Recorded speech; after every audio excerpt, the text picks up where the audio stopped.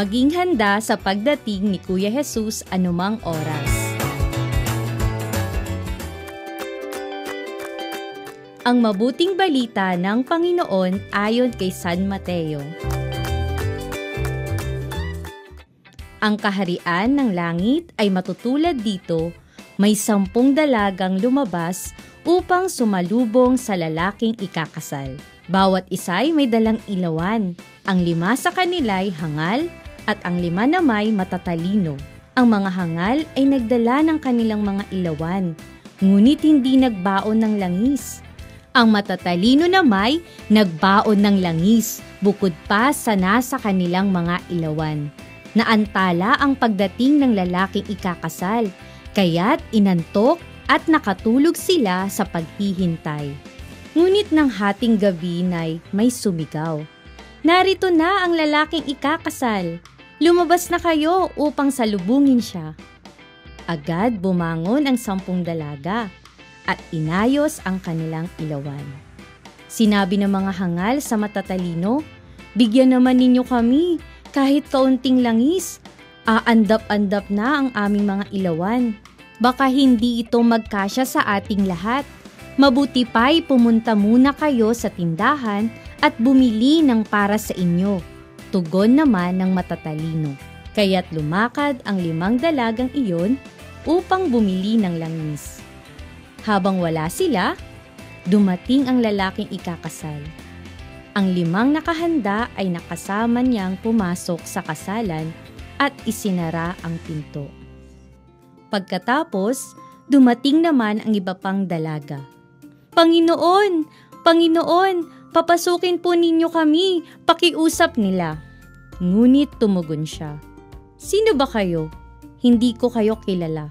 Pagkatapos nito'y sinabi ni Jesus, "Kaya't magbantay kayo sapagkat hindi ninyo alam ang araw o ang oras man."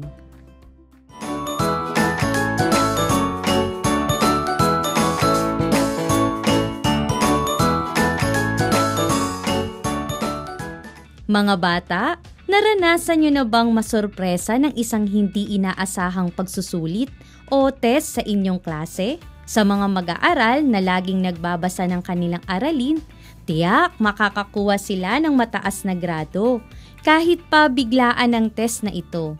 Kabaliktaran naman para sa mga mag-aaral na hindi handa at hindi pag-aaral ang inuuna. Tiyak ang pagkuha nila ng mababang marka dahil sa kanilang hindi pagiging handa. Sa ating buhay, mga bata, mahalaga na lagi tayong handa. Maraming pagkakataon na mahaharap tayo sa mga sitwasyon o pangyayari na kinakailangan ng maagang kahandaan. Ito ang makikita natin sa Ebanghelyo ngayong linggo sa parabola ng 10 dalaga na naghihintay sa pagdating ng lalaking ikakasal. Ang ating narinig na kwento, ang 5 dalaga ay handa at nagdala ng karagdagang langis para sa kanilang ilawan. Samantalang ang 5 iba pa ay hindi handa at kinakailangan pang bumili sa malayong tindahan, kaya't nang dumating ang lalaking ikakasal, sila'y naiwan at nasarahan ng pinto sa bulwagan.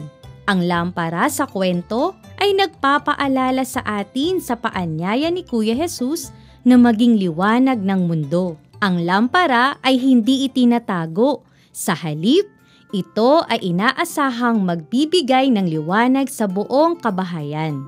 Paalala ito sa atin na dapat nating gamitin ang ating buhay upang tayo ay magsilbing liwanag o mabuting halimbawa sa iba. At tulad ng lampara, kailangan natin ng langis para patuloy na magbigay ng liwanag. Ang langis ay naglalarawan sa ating pagtanggap kay Kuya Jesus. Sa ating buhay, kung wala tayong bukas na pagtanggap kay Kuya Jesus at sa kanyang mga biyaya, hindi tayo magiging liwanag o mabuting halimbawa sa iba.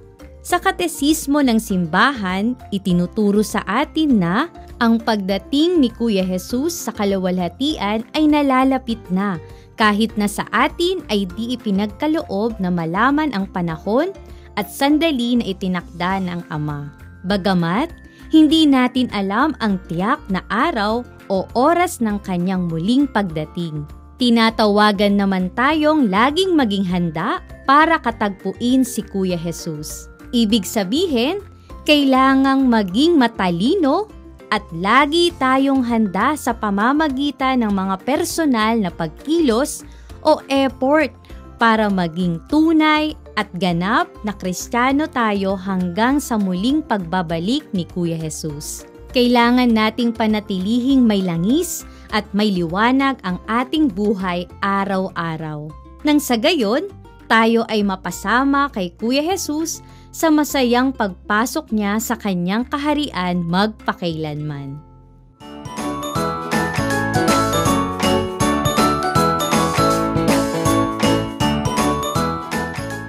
Paano tayo mananatiling handa sa pagdating ni Kuya Jesus? Ano-anong mga langis ang dapat nating baunin para manatiling may liwanag ang ating buhay? Una, sa pamamagitan ng araw-araw na pagsisikap na maging mabait at mabuting mga bata. Tandaan, lagi ang mga turo at aral ni Kuya Jesus para ating maisabuhay. At ikalawa, ang palaging pagdarasal at pagsisimba lalo na tuwing araw ng linggo.